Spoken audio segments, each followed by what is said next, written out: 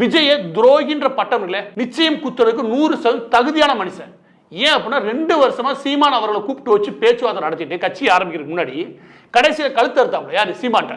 சீமாவோட எல்லா கொள்கை விஷயங்களையும் வாங்கிக்கிட்டு அவரை கழுத்தறுத்து விட்டுட்டு நம்ம காங்கிரஸ்ட்ட போயிடுவோம் அப்படின்னு சொல்லி காங்கிரஸை ரொம்ப பெரிய லெவலில் அவர் கனவு கண்டு வச்சிருந்தாரு. ஏன்னா சீமான் வேணாம் அப்படின்னு தள்ளிட்டு சீமான் ஓட்டை நம்ம எடுத்துக்குவோம். இந்த திட்டம் தான் அப்ப போட்டாரு.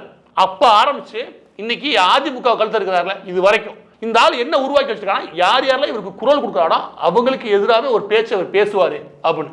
எனவே நம்பகத்தன்மை உடைச்சது மட்டும் கிடையாது, அரசியல் எல்லா தரப்புலையும் பகையை உருவாக்கி வச்சிருக்காரு. அந்த பகையை ஃபுல்லாக எதிர்கொள்ள போறது விஜய் இல்லை, விஜயோடைய நிர்வாகிகள் இந்த களத்தில் இருக்காங்க அவங்க தான். நீங்க வேணா பாருங்க, இதுக்கப்புறம் இது வரைக்கும் 4 மடங்கு 5 மடங்கு உச்ச பகையை எதிர்கொள்ள போறாங்க. இதை உருவாக்க வேண்டிய அவசியம் விஜய்க்கு கிடையவே கிடையாது. நீங்க எப்பயும் போல திமுக தான் எதிரி, திமுக தான் ஆளுங்கட்சி, அவங்களை எதிர்த்தா நாங்கள் போறோம், அவங்களுக்கு தான் நாங்கள் மாற்று, இப்படி போயிருக்க முடியும்.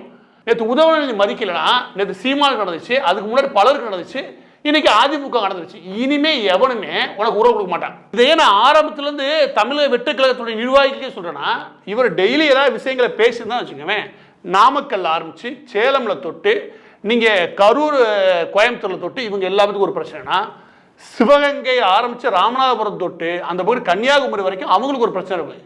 அங்க இருக்கக்கூடிய மாவட்ட நிர்வாகிகள் ஒருத்தர் இருப்பான், மாவட்ட தலைவர்னு ஒருத்தர் இருப்பான். அந்த மாவட்ட செயலாளர் அந்த களத்துக்கு போகும்போது எங்களுடைய தலைவர் விஜய் அவர்கள் இதை குரல் கொடுத்துருக்காங்க, நாங்கள் ஆதரவு வந்து நிற்கிறோம் அப்படின்னு போய் அவன் நின்றான்னு வச்சுக்கோங்க. களத்தில் மக்கள்கிட்ட ஈடுபாடோட அதில் ஒன்றிணைய முடியும். நீ எதுக்குமே குரல் கொடுக்கல, உன் முகத்தை வச்சுட்டு அவன் எங்கே போய் நிற்பான்?